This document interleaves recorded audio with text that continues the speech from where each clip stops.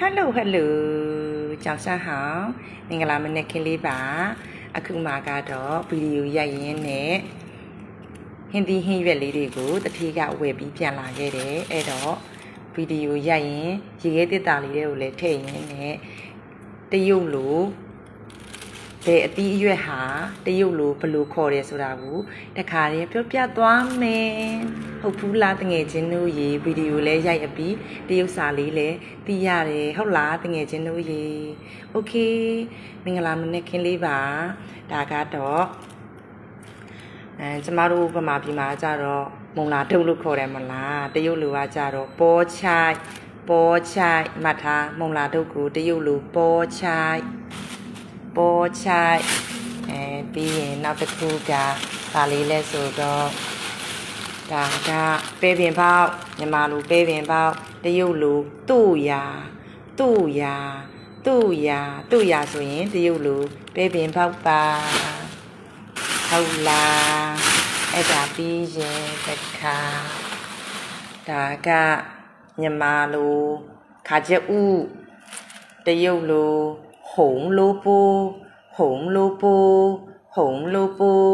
卜ဆိုလို့ရှိရင်တရုတ်လိုမြန်မာလိုကခါကျက်ဥအဲ့ဒါပြီးရင်တခါရှိသေးတယ်ဦးနော်ဒီပြလို့ရေဒါကပါလေဒါကငရုတ်ကြီးအကြီးတွေကိုကကြတော့တရုတ်လိုကတော့တရုတ်လိုက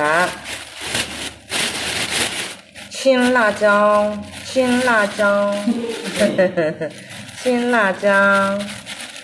မြန်မာလိုငရုတ်တီးချင်း辣椒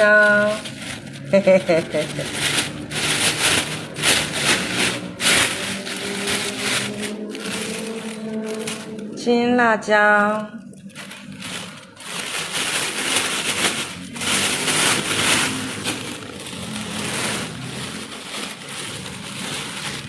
ကမြန်မာလူကဒါလဲဆိုတော့တရုတ်နန်းပင်တရုတ်လူက青这个芹菜这个凉拌不是芹菜要凉拌凉拌是吗这个凉拌是吗它一个凉拌是吗对可以了但是我没有做过我告诉你好今天中午吃是吗可以可以这个大概မြန်မာလူအာလူတရုတ်လူ土豆တရုတ်လာရင်နဲ့တရုတ်ကလာရင်နဲ့ပြောသွားတာဒါကိုတဲ့တုတ်စားလို့ရတယ်တဲ့တုတ်တယ်ဆိုလို့ရှိရင်တရုတ်လူက凉拌ဆိုတာတရုတ်လူတုတ်စားတာဆိုရင်凉拌မြန်မာလူဆိုလို့ရှိရင်တုတ်တယ်ပေါ့နော်ဒါကြတော့ရှင်ချိုက်တရုတ်လူကတရုတ်နန်းပင်โอเค早上好အားလုံးမင်္ဂလာပါဘိုင်ဘိုင်ကြိုက်ကြ